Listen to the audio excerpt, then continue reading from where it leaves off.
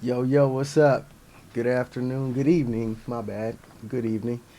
I'm getting on here today to share what I've been reading in this here book called the Atrahasis Deciphered.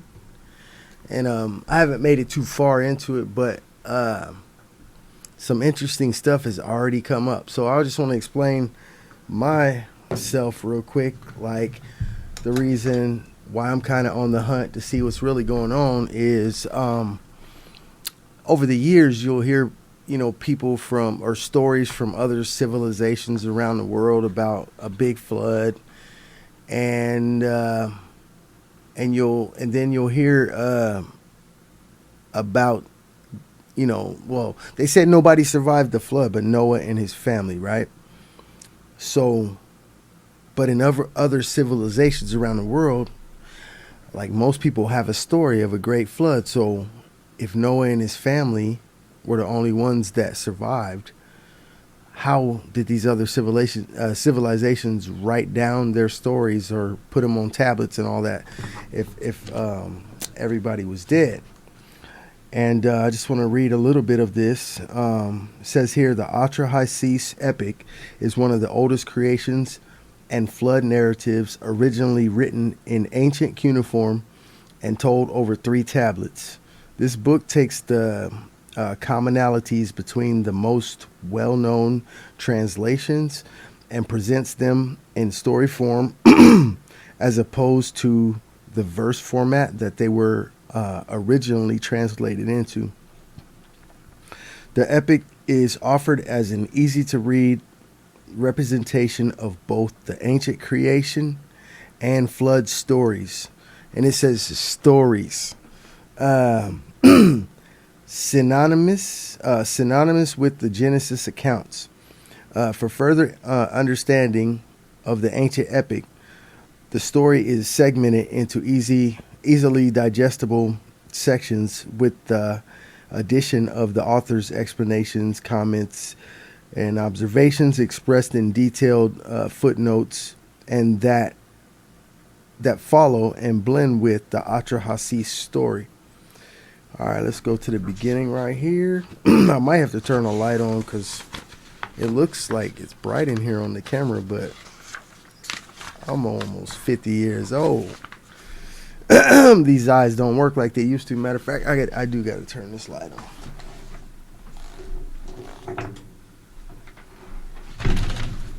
Much better.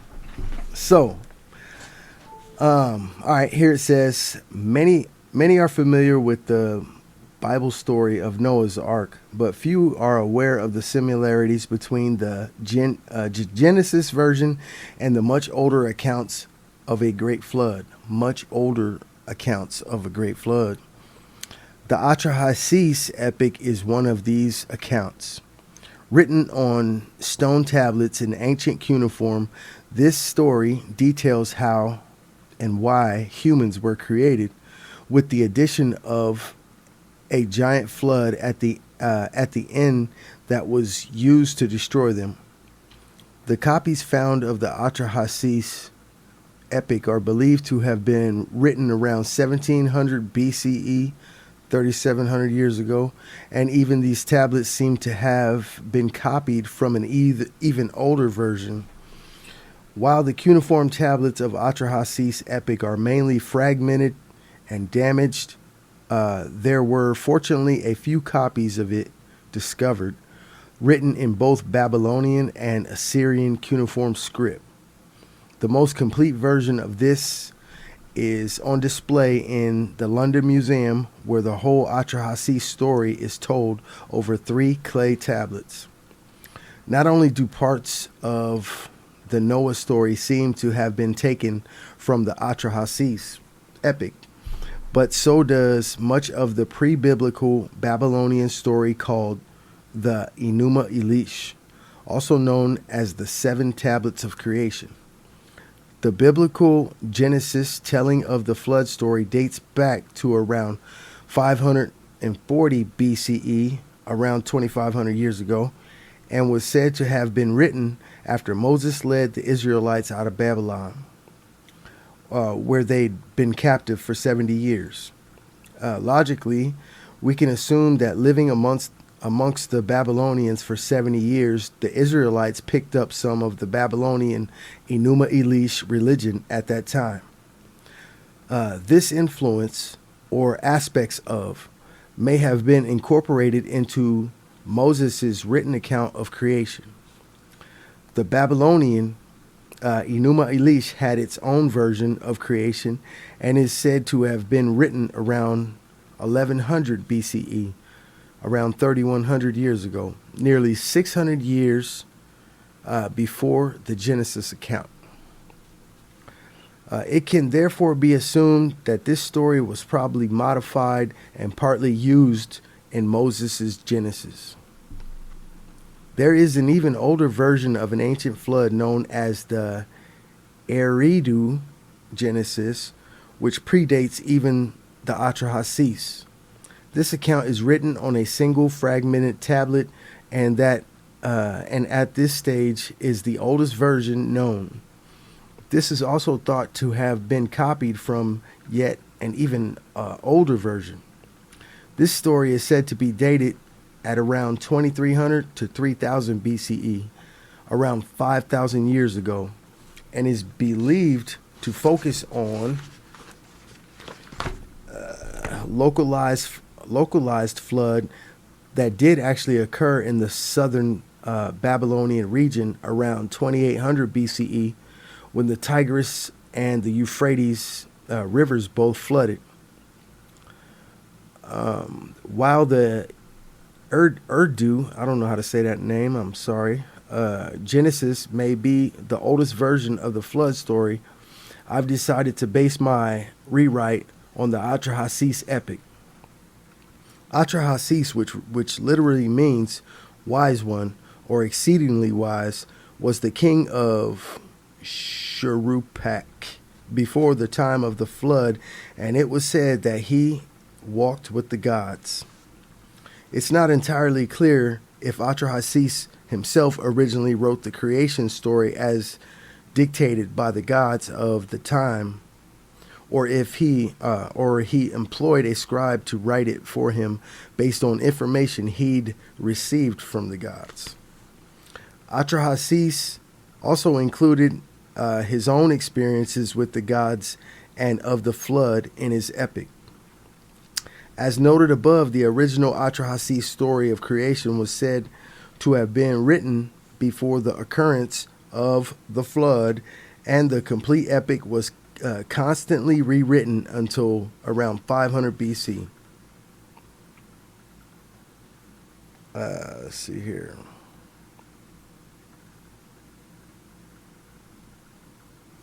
All right. There's no denying that a catastrophic global flood struck our planet, or parts of it, 12,000 or so years ago as we left the Ice Age.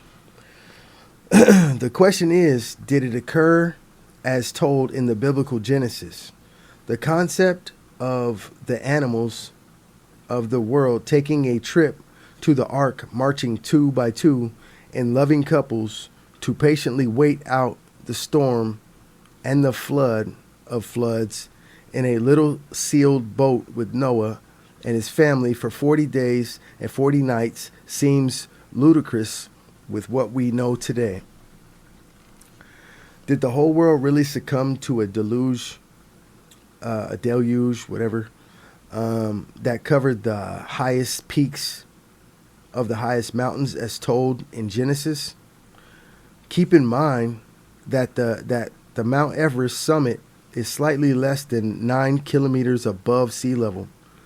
For the peak of this mountain to be covered with water, you'd need a phenomenal amount of rain. It's estimated that the amount of rain in water in the oceans, seas, glaciers, lakes, and rivers around the world is slightly less than 1.5 billion cubic kilometers. If all mountains were to be covered, the global water level would need to rise enough to cover Mount Everest, a 9 km rise. For this to happen, it's estimated that an additional 5 billion cubic kilometers of water at least would be needed. That's crazy. And they said, so there's 1.5 billion cubic kilometers of water on the earth already. And to make this happen, you would need 5 billion more. Man, that's crazy.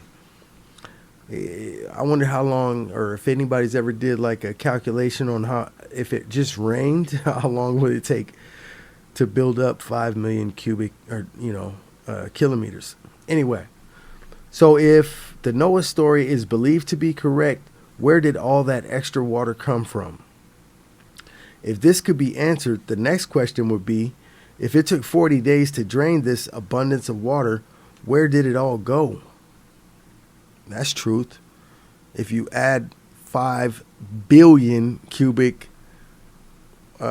kilometers of water, that's not going to go away fast.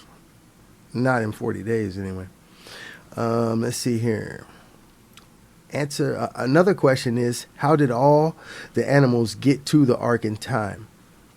This is one I've kind of wondered, like, were they animals from all around the world, or, there's animals all around the world. Did he actually take one or two from every place? But the kangaroos and koalas would have had quite a swim from Australia. It's also obvious that the unicorns and dragons didn't make it to the safety of the floating zoo before its departure. The whole story is nice to read to kids, but logic dictates it couldn't have happened. That one line was a little harsh, and I apologize for that. But anyways, as much as the Genesis account probably isn't to be taken literally, the question still stands, how can there still be evidence and flood residue all around the world indicating that there was a global deluge? Deluge? Anyway, many ancient writings all over the world mention floods, some of a global catastrophe, some of a more localized event. That's what I was talking about. Many ancient writings all over the world talk about the flood. So somebody had to live in those places to tell that story. And that's, yeah. I'm trying to think of, like, if I was at church and I brought that up, like what kind of stuff would they be saying? Because I know, they don't know everything, but they'll try to answer things. I mean, they feel like, I don't know, they have to or something. I don't know. Regardless of this, something calamitous must have occurred to have been documented by the past civilizations of the world. This was by them deemed important enough to record for future generations, so not to be forgotten. There are plenty of theories about what happened. If it was indeed a global event, it may have been caused by the slip of an ice sheet into the sea at Antarctica, which created a 1 to 2 km high tsunami over the surface of the earth from the South Pole, and a pole shift or global flip, or even a giant meteorite hitting the Pacific Ocean. We aren't really sure, but it's impossible. But it's possible that one or even all of these events have happened at different times in the past.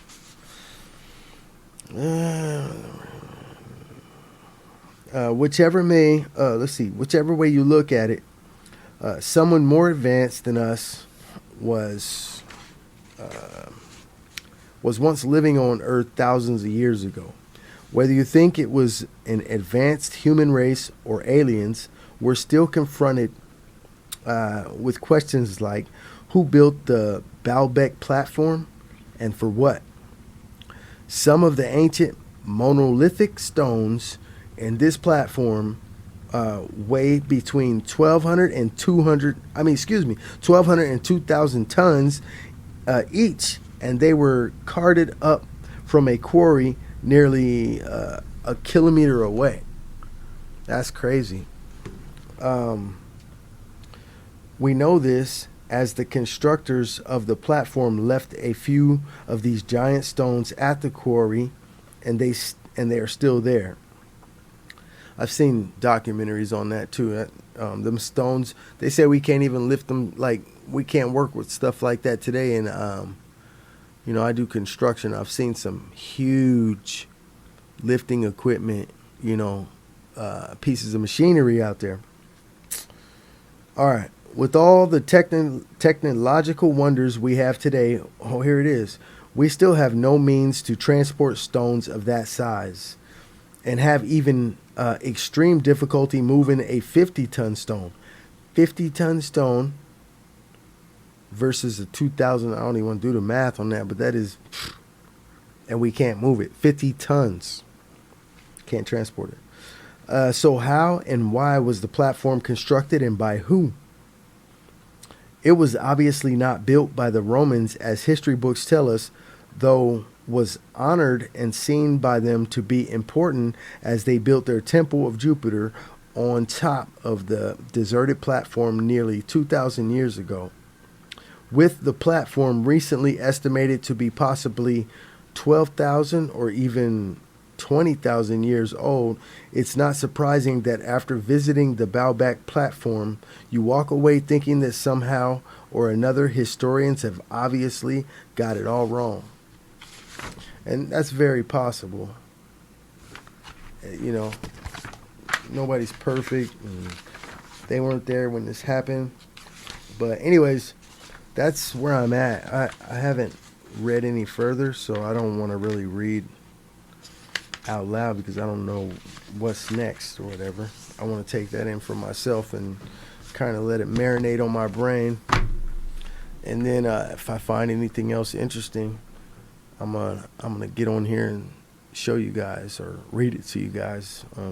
This isn't my words. These aren't my words. These are books I'm reading. This doesn't. I'm not on any side. I just want to go over the information. You know what I'm saying? And it's only because like I've had questions of my own over the years. Been afraid to bring things up and stuff like that. But little did I know that there's whole scores of people out here that are searching for the answers, that are reading this material, that are learning, and because they don't have that brick wall of religion in front of their face. And I'm looking for whatever's fair for everybody, and the things I'm learning about this spiritual stuff and meditation and all these good things, it's for everybody. It doesn't say you have to be this or that to be one of us, because we're all one. I mean, there's no one of us. You know what I mean? Kind of like there's nothing to claim in this gang. It's not even, like the rest of the world. I mean, if you're a Crip, you got to claim Crip and wear blue, blood, claim blood and wear red. If you're a Muslim, there's certain things you got to do. If you're a Crip, that's all division, man. So this is one of those things that's for everybody. And I'm into that because the world needs that right now. We're never going to come together the way it is right now. And, we have all these religions and they've been praying and doing these things for all these years. And the world hasn't gotten any better. It's gotten worse. So you can judge me if you want to. But wherever heaven is, I promise you I'll be there when you get there. So I'm not worried about you. Have a good night.